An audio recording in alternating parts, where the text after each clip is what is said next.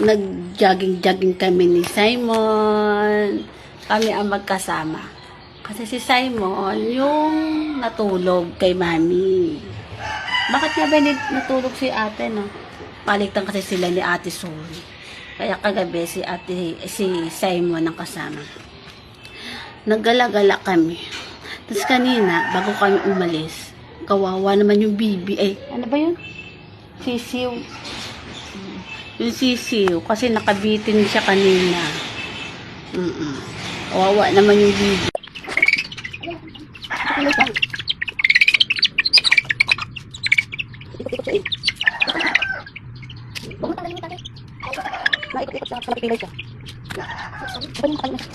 Ayun nga. Si Simon kasi, mahilig yan sa mga alaga. No, sa alaga, no. Alam mo ba? Mahilig yan sa aso. Mahilig sa pusa. Kahit nga manok yan. Maliliit na manok ba yun? Hihi, wak-wak. Oh, pati nga yung kwak-kwak. Ay, kanina tinutuklaw na nga kami ng kwak-kwak yan. Okay, sana gagawin ang ano sa apartment. Kaya meron kasing mga mayroon kasing mga may-ari na ayaw. Di ba? Meron na yung ayaw na dati. Kaya may asa ko. Tayo. Ito talaga sa amin ang napakahilig sa mga alaga.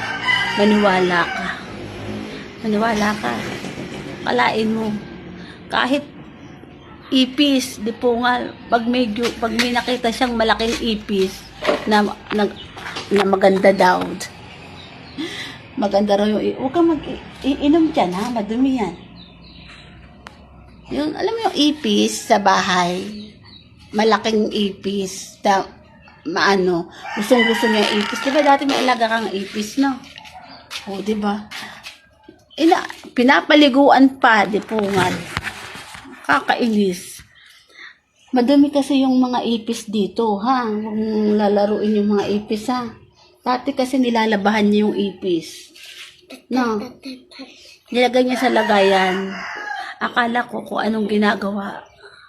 Gumawa pa ng parang dedehan na maliit.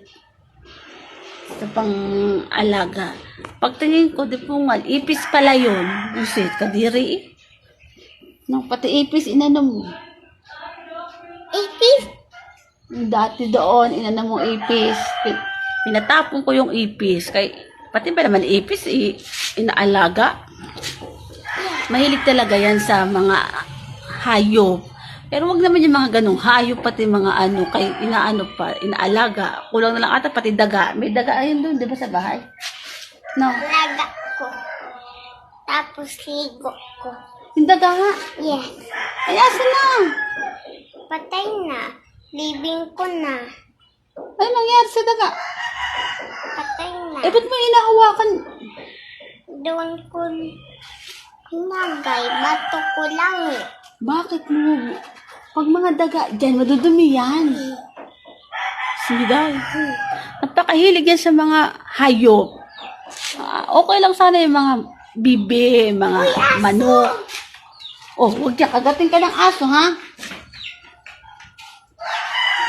Oh, kagaya niyan, oh. May ginagawang aso, oh. O, diba, sinasarado niya yung aso. Oh, pag alam niyang may nakita siyang aso, gusto niya yan alagaan. Simon, kagatin ka niyan, ha? Iiyak yan, hahanapin yung mama niya. Hayaan mo siya. Di ba, nakauwi na siya? Hayaan mo siya. Kagato si Simon. Lahat na lang pinakailaman. Oo, si Simon kasi napakahilig sa mga alaga. Pag may nakita siyang hayop, ay Diyos mo dahil, ayoko naman ang may alaga dito. Kahit naman inaalaga na, di po nga. Huwag kang ng aso, ha? At baka maano mo yung aso. Bait yun. Paano mo nalamang, oo, baka makagating ka niyan. Punta na siya dito dati. Paano mo nalaman? Close kayo? Wala ko tangkang. Hindi ba siya nangagat? Yes. Anong pangalan? Galang. Lahat. Kasi dahil, minsan, nakakaloka din ang mag-alaga ng ano. Okay lang bilihan siya ng mga mga bibe, ng mga, ang aso kasi, medyo, sa pusa, kung may nakita yung kalsada dyan ng mga pusa, gusto niya kunin na yung mga pusa dyan sa kalsada. Diba? Kailangan pa magpaturok muna sa mga ganyan. Noon talagang panahon noon, meron talaga kaming alagang aso at pusa. Isa lang yan, tag-isa. Never na kaming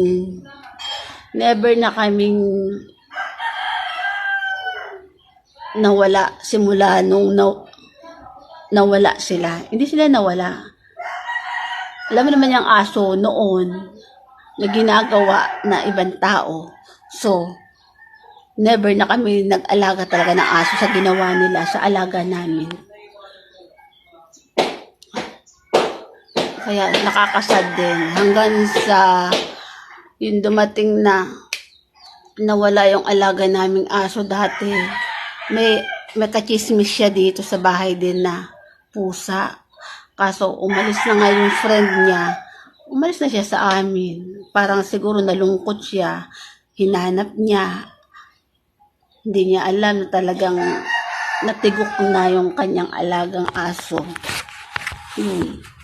Kaya, ayun ang first at last na nag-alaga kami ng aso at pusa na talagang nakakalungkot din. So, yun.